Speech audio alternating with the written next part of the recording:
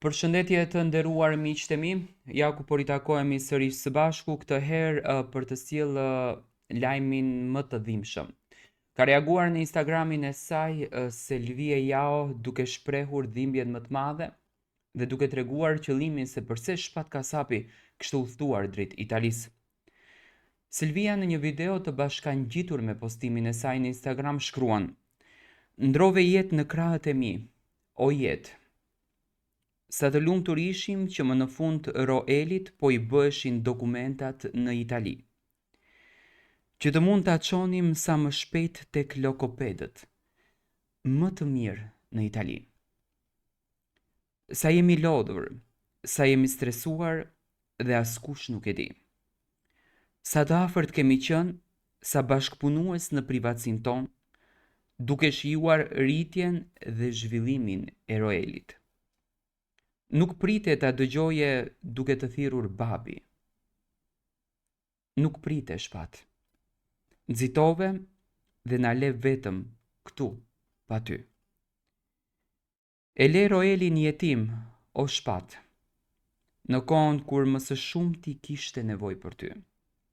Në kohën kur duart e tua i duheshin më shumë se kur. Si t'ja shpjegoj roelit që babi nuk është më? Më thoje gjithmonë se do të më doje derisa vdekja të na ndante. Por pse u ndave nga jeta në krahët e mi? Pse ma kpute zemrën kështu? O jetë.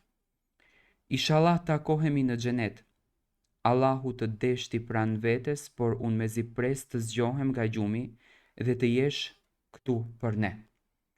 Këto janë fjalët prekse të Selvie Jao, bashkëshortes të shpat kasapit, e cila ka treguar arsyen edhe pse shpati ka udhëtuar drejt Italisë, do të thënë shpati ka qenë duke pritur disa dokumenta edhe për djalin e tij Roelin, të cilin do ta çonin në kontrolla mjekësore drejt Italisë për t'u shëruar.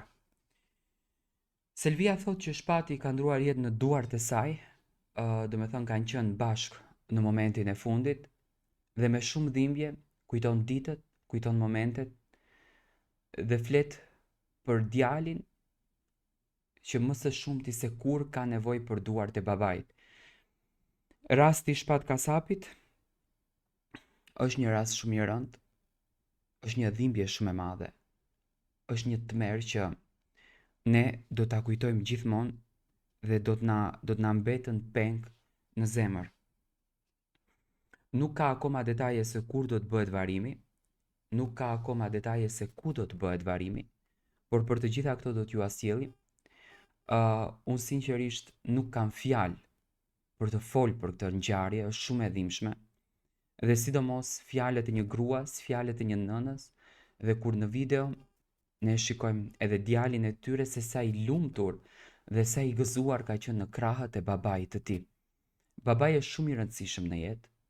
Babai është pika e dobët në këtë jetë, por fatkeqësisht edhe Roeli përjetoi të njëjtin fat si babai i tij, edhe shpati, siç e thash edhe më herët, ka humbur babai në moshë shumë të vogël, që ka qenë shpati, do me thënë për babai në moshë shumë të hershme të tij, edhe është rritur në krahët e nënës dhe një sfidë që tash i erdhi në shtëpinë edhe Selvies, duke e trashëguar në këtë rast nga vjera e asaj sfide nga zonja Gjynimser.